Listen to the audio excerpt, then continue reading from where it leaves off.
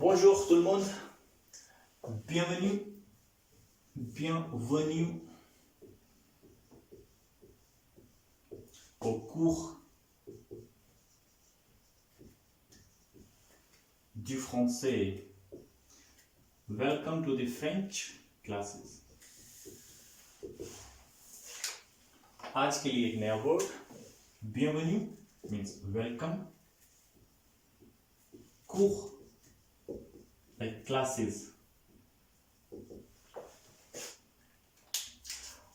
Not the physical class, classroom वाला class में cours, classes, courses, classes. So bienvenue au cours du français. Last time हम थे professions पे. Professions को क्या बोलते हैं फ्रेंच में? métier.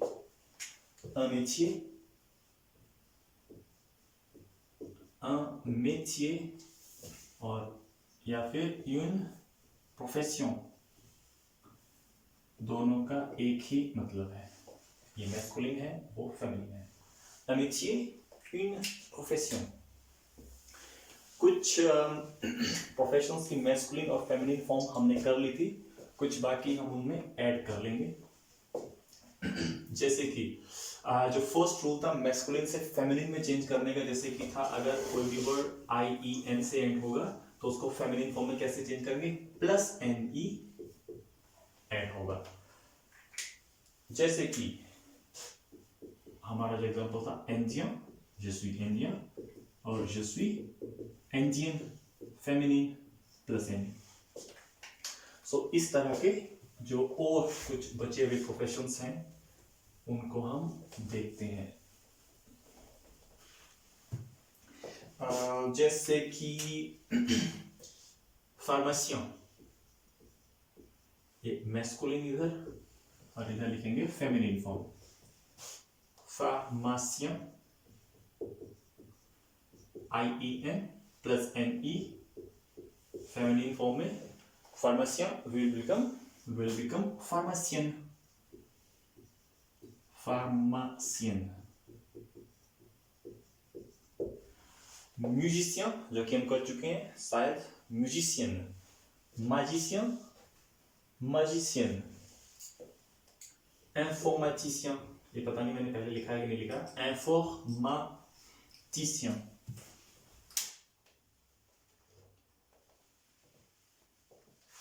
Informaticien. Si. Informaticien, sing. Rule, informaticienne.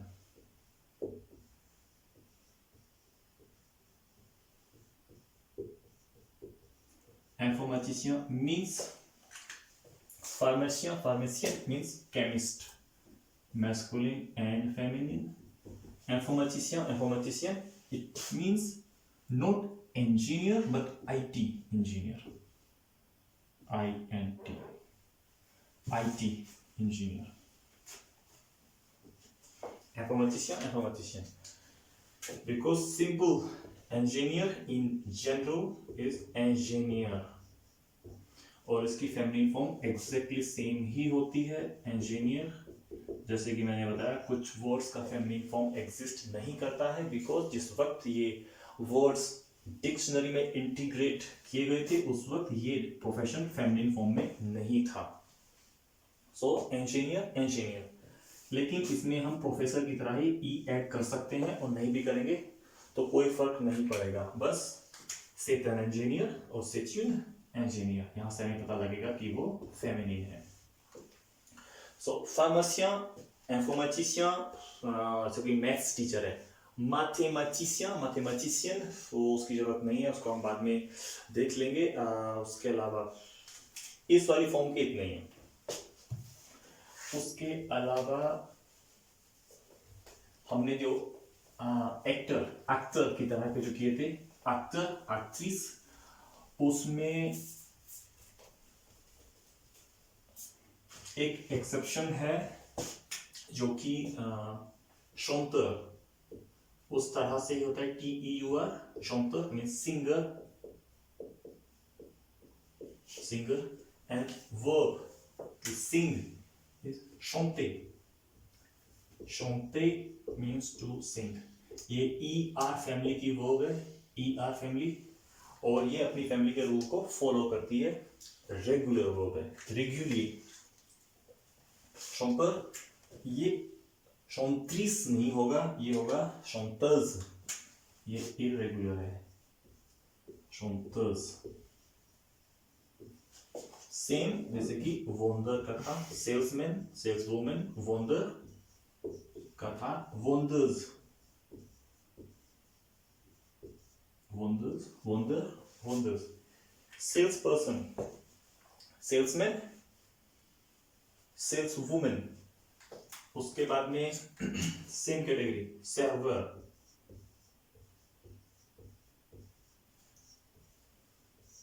Servers, servers. Servers means waiter and waitress. Restaurant में सर्विस करने वाला.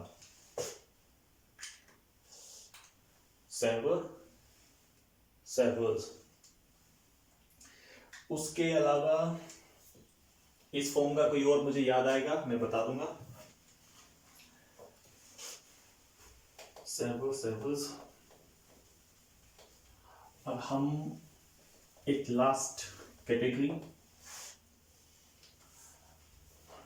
और जो ई वाले थे, हाँ ई, जो ई के साथ में ऐड होंगे उसकी मैस्कुलिन और फेमिनिन फॉर्म सेम रहेगी. जैसे कि journalist,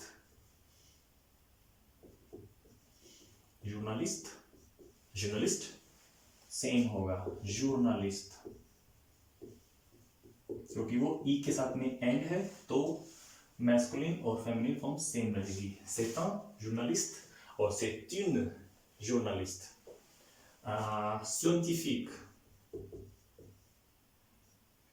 Scientifique, for example, scientist, scientifique.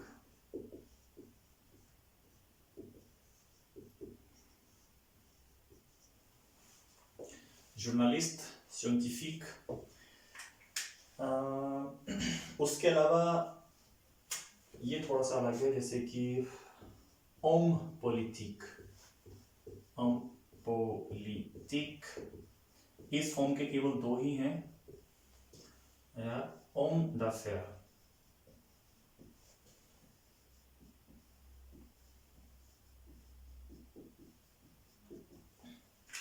homme politique means politician. homme d'affaires, businessman.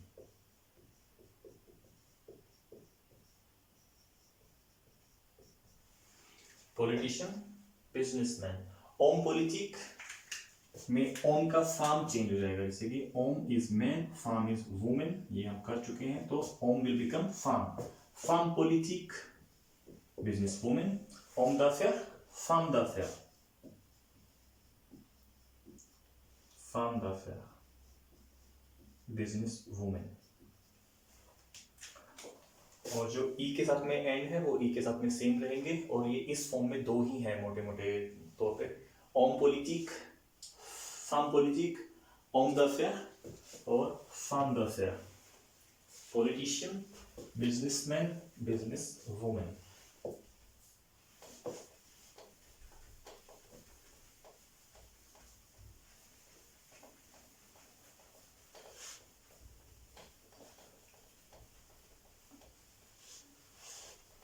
और बाकी बहुत सारी वोकेबलरी है जो खुद भी डिक्शनरी से, जैसे मैंने बताया था क्या पता नहीं, wordreference.com जो डिक्शनरी मैं यूज करता हूँ या सजेस्ट करूँगा, ऑनलाइन डिक्शनरी है free.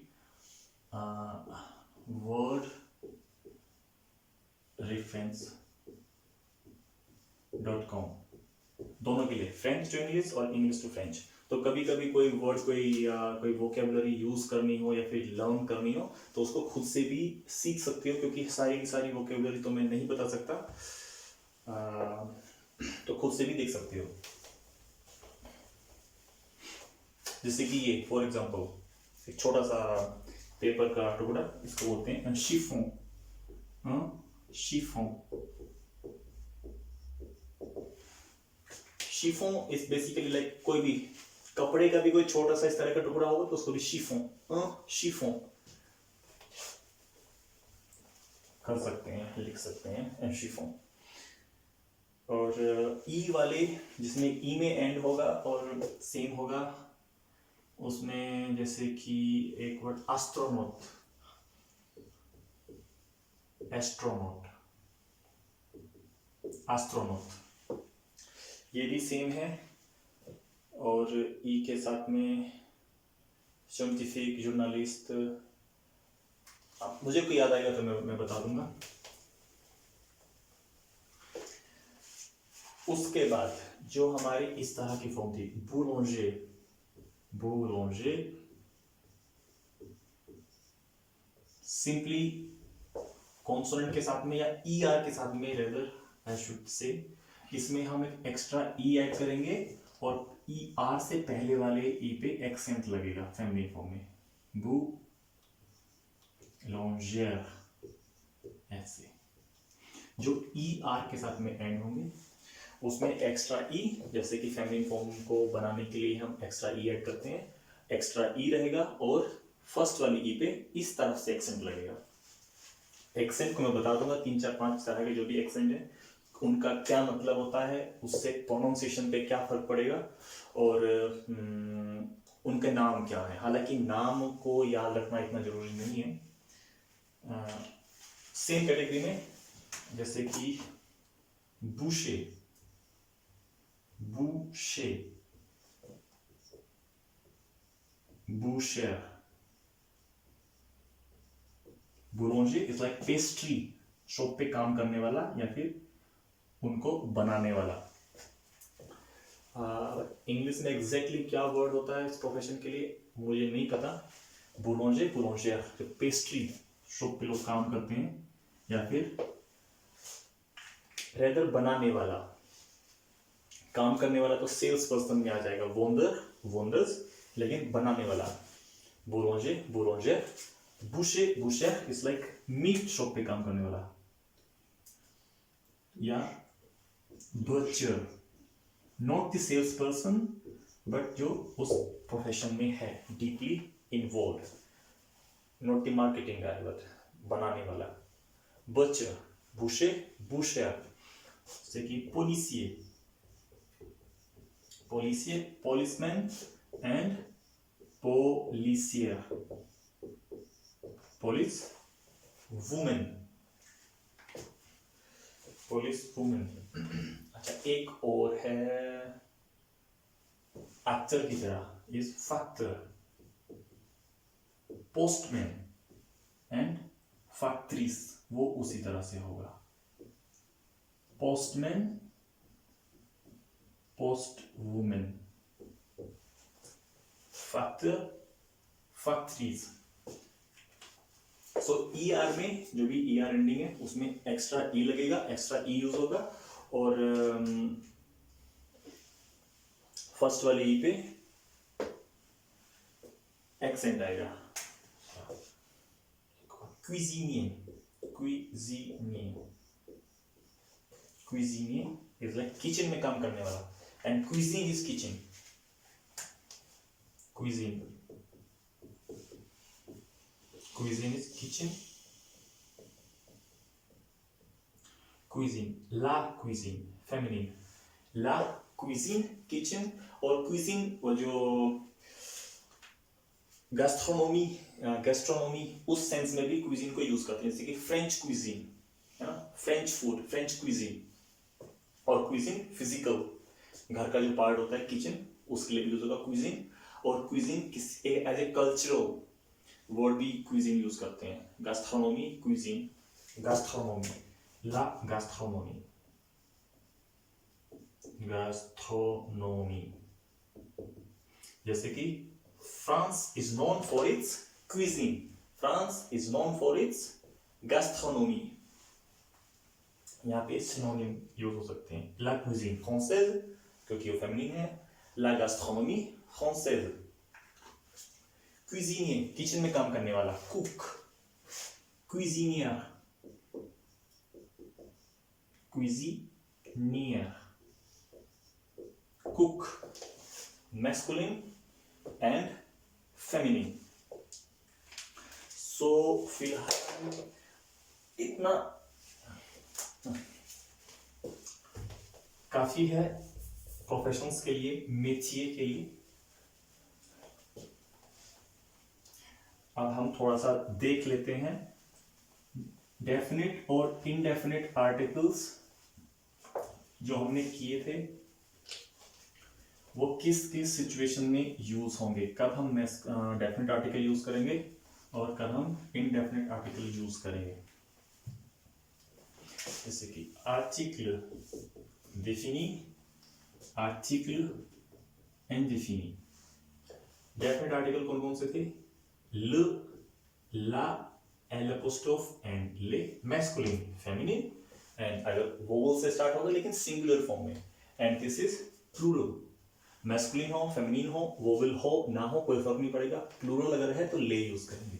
Indefinite un, une, des। Masculine, feminine and plural. कुछ एग्जाम्पल्स हम देख लेते हैं। जैसे कि हमने दो क्वेश्चंस किए थे लास्ट टाइम, किस किससे, किस किससे, किस से, what it is, what this is. किस किससे, for example c'est un restaurant, this is a restaurant, c'est un restaurant। Indefinite article use किया, मैस्कुलिन है तो मैस्कुलिन फॉर्म वाला, लेकिन हम इसको डेफिनेट आर्टिकल के साथ में भी लिख सकते हैं, से le restaurant, लेकिन उसके बाद में थोड़ा सा इस नाउन को, रेस्टोरेंट को डिफाइन करना पड़ेगा। दिस इज अ रेस्टोरेंट, यहाँ पे हमारा सेंटेंस खत्म हो गया, ये ग्रामेटिकली करेक्ट है और कंप्लीट है, लेकिन दिस इज द रेस्टोरेंट, इसमें कोई कुछ ना कुछ इंफॉर्मेशन इस रेस्टोरेंट के बारे में बतानी पड़ेगी, देनी पड़ेगी। वो थोड़ा फील होता है कि कुछ ना कुछ still missing. This is a restaurant, खत्म। दिस इज द रेस्टोरेंट, ये वो रेस्टोरेंट है जिसमें हम लास्ट ईयर हमने खाना खाया था। तो इन केसेस में when this is some special particular thing, तो हम डेफिनेट आर्टिकल यूज करेंगे। जैसे कि ले रेस्टोरेंट ताजमहल, यहाँ पे हमें पर्टिकुलर रेस्टोरेंट के बारे में बात कर रहे हैं, तो से ले restaurant Taj Mahal. qu'est-ce que c'est? C'est une avenue, c'est une avenue, avenue is a big street, c'est une avenue। और for example c'est l'avenue Rajpath, तो ये एक पर्टिकुलर एवेन्यू है, तो इसमें हम डेफिनेट आर्टिकल यूज करेंगे। पर्सन के लिए भी यूज कर सकते हैं, किस कीएस, नोट किस किस इन दिस केस, कीएस, c'est un président, this is a president, c'est un président, यहाँ ये ई पे एक्सेंट है, ऐसे c'est un président। और अगर हम डेफिनेट आर्टिकल यूज करेंगे, c'est le président, président, feminine form इसकी एग्जिस्ट करती है, c'est la présidente, ई ऐड करेंगे। अगर यहाँ पे फेमिनिन फॉर्म होती तो c'est le président, अभी मैस्कुलिन है, c'est le président de la France। यहाँ पे हम एक पर्टिकुलर पर्सन के बारे में बात कर रहे हैं, c'est le président de la France और c'est un président। और एक वर्ब हम यूज करते हैं préciser, to precise या specify। préciser ये भी ER फैमिली की वर्ब है और पार्ले की तरह ही कॉन्जुगेट होगी, c'est un verbe régulier। This is a regular verb. Préciser. Préciser. Préciser. C'est le président de la France, और ये भी यूज करते हैं, काफी फ्रांस में काफी यूज होता है फ्रेंच प्रेस के अंदर. c'est le président de la République. République. C'est le président de la France, या फिर c'est le président de la République. यहाँ पे République का मतलब है फ्रांस, फ्रेंच रिपब्लिक.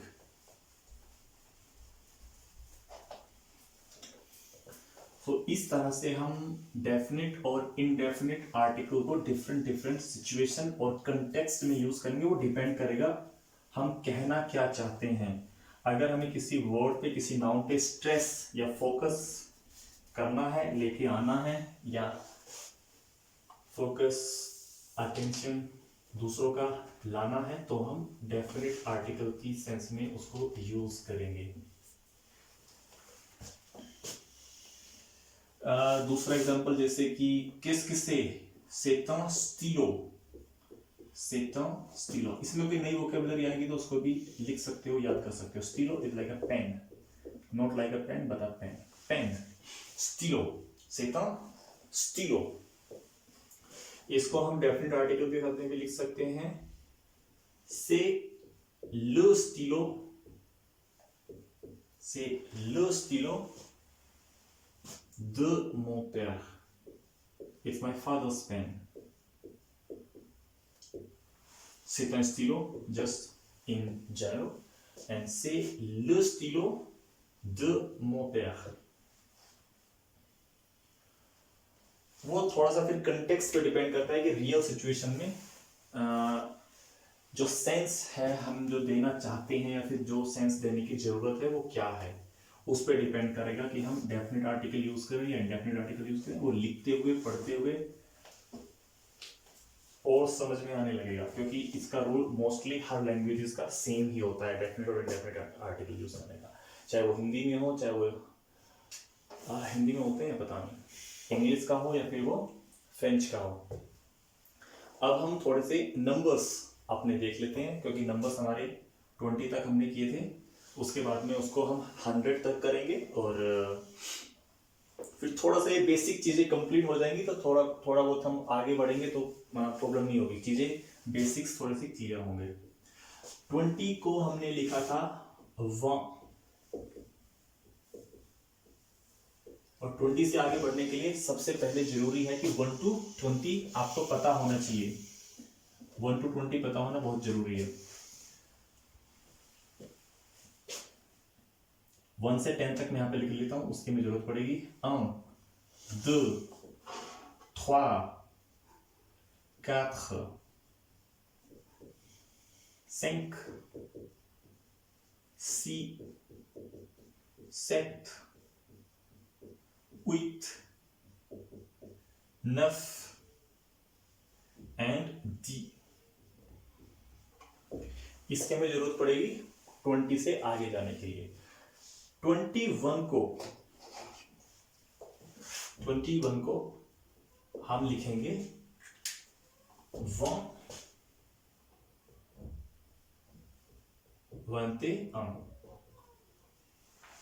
ये आपको पता होगा. 1 is 20. this means end, जो हमने किया है 21. so basically it means 20 plus and 1. not on but on.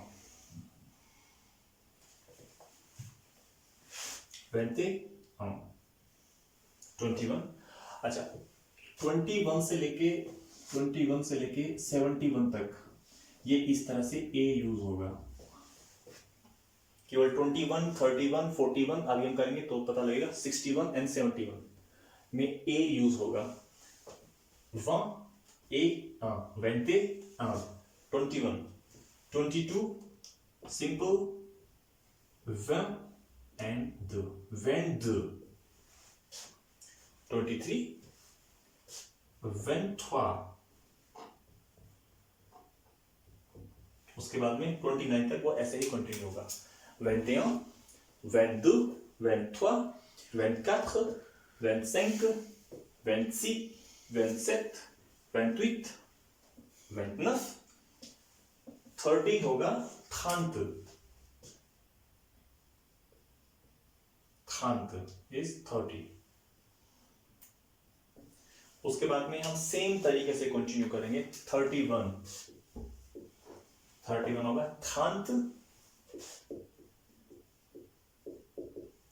et 31. 31 उसके बाद 32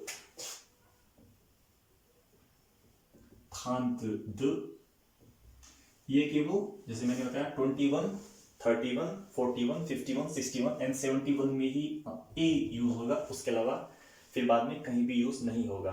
32, 33, 34, 35, 36, 37, 38, 39 और 40 होगा 40.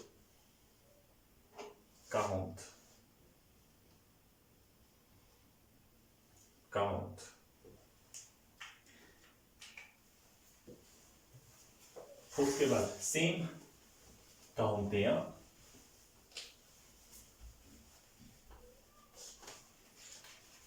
41 will become 41, 41. उसके बाद फिर से ए यूज नहीं होगा. 42,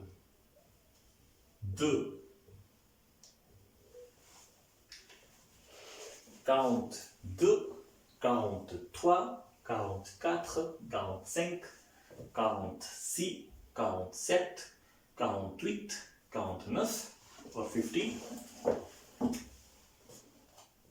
50.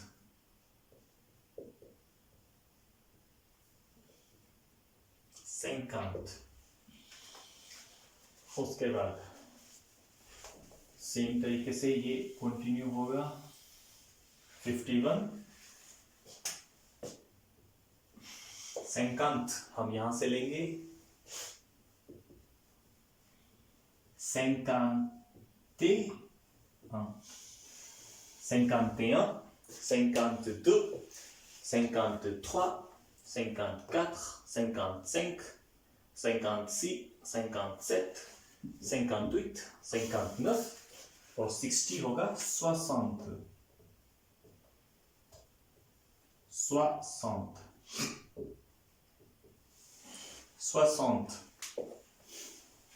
61 same way. 61, 61, 62, 63, 64, 65, 66, 67, 68, 69. 70 के लिए कोई डिफरेंट नहीं होता. 69 से हम बस आगे बढ़ेंगे. 60, 69 और 70 के लिए हो जाएगा 70 डी 9 एंड डी 70. 60 एंड 10, 70. ये थोड़ा सा ट्रिकी पार्ट है फ्रेंच का. बाकी 70 अपने आप में कोई नंबर नहीं होता, तो उसको हम 60 एंड 10 70 लिखते हैं फ्रेंच में. 70.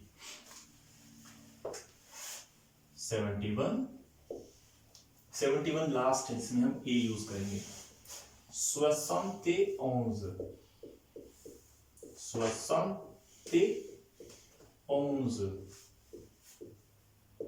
अब ये जो 10 हमने यहाँ पे लिखा था डी, ये कंटिन्यू करेगा. 11, 71, 60 एंड 11, 71. 72, 72, 72. ए फिर से यूज नहीं होगा, वो केवल 21 से 71 जो फर्स्ट नंबर है उसी में यूज होगा. 72, 73, 13 is 13, 74, 75, 76, 77, 78, 79, 79, 79,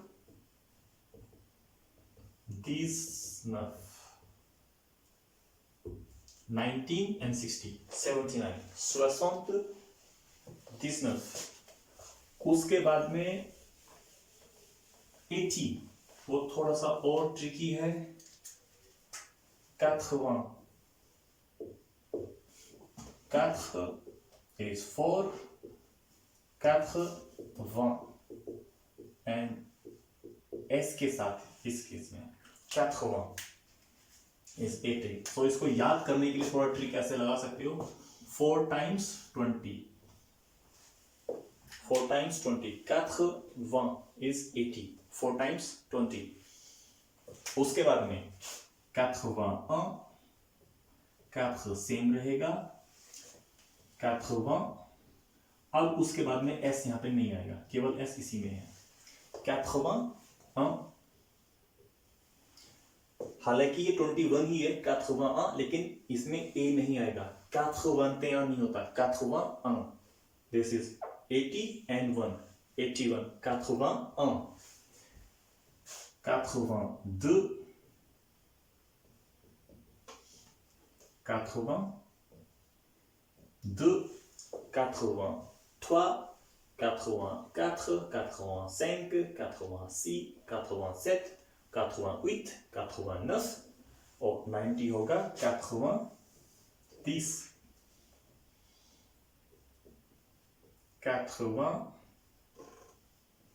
90, like 4 times 20 and 10, 90, 90. उसके बाद में 91 से 99 तक फिर से वो सेम तरीके से ही कंटिन्यू करेगा. जैसे कि 91, 90 is 90. सो ये 10 वाला जो है वो कंटिन्यू करेगा आगे. 10 से 11, 80, 11,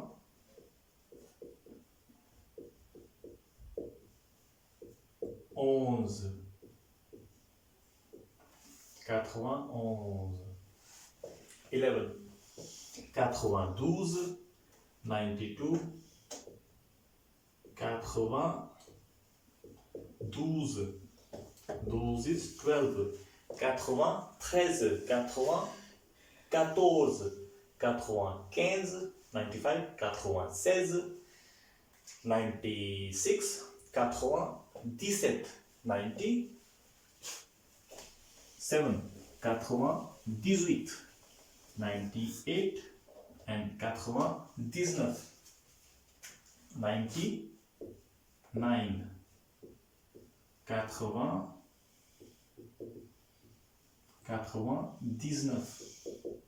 19. 4 times 20, 80 and 19, 19, 99, 99. अब 100 के लिए 100 ये अलग है अपने आप में.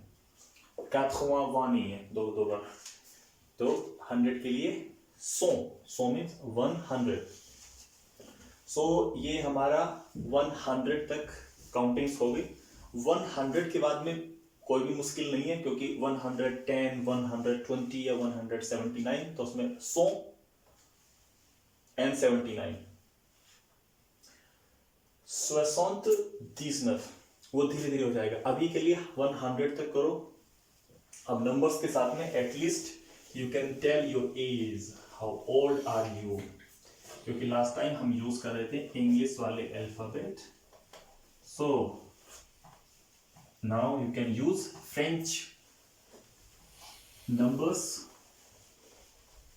for this question. Quel âge as-tu?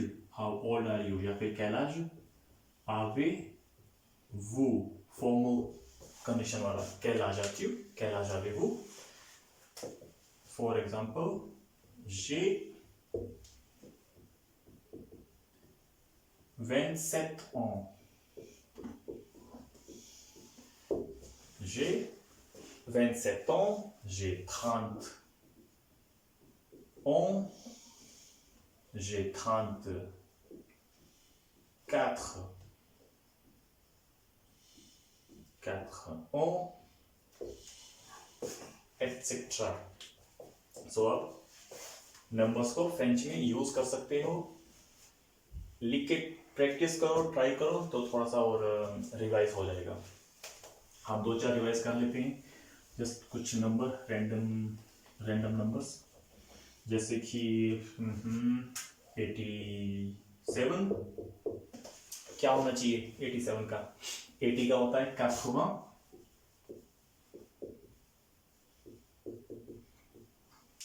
And 7 87 96 80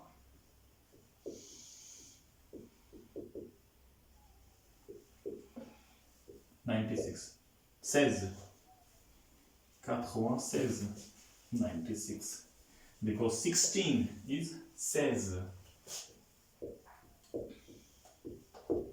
96 98 80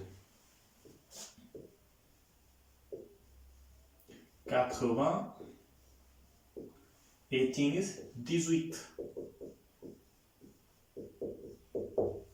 ऐसे कि 80 is 80, अब आपको चाहिए 18 so 18 is 18 80 18। ये थोड़ा सा मुश्किल है 60 के बाद में, 60 नहीं 70 के बाद में। 70 को बोलते हैं, 70 अपने आप में कोई वर्ड नहीं है, तो 60 and 10 60 दी 70 is 60 10 and 78 60। अब क्योंकि 60 है 60, अभी आपको और कितने चाहिए 18, तो 60 18। तो थोड़ा सा ये ट्रिकी पार्ट है, बाकी इतना मुश्किल नहीं है। सो आज का ये लेसन हम यहीं पे एंड करेंगे, और थोड़े से नंबर कर लो, प्रैक्टिस करो, 1 बार 2 बार 4 बार 5 बार 100 तक। और आर्टिकल्स, डेफिनेट आर्टिकल्स अभी यूज का कोई इतना जरूरी नहीं है कि इसके बारे में सोचना कि कहाँ पे यूज होगा, बस वो याद होना चाहिए कि definite article, indefinite article, le, la, l apostrophe ले, une, des, कि वो मैस्कुलिन है, फेमिनिन है, सिंगुलर है, प्लूरल है, ताकि मैं लिखूं तो आपको समझ में आए कि वो नाउन मैस्कुलिन है या फेमिनिन है। और जो हाँ मैस्कुलिन से फेमिनिन में चेंज करने वाला रूल, एक्स्ट्रा कॉन्सोनेंट के बाद में ई ऐड करना, IEN फॉर्म में प्लस NE करना।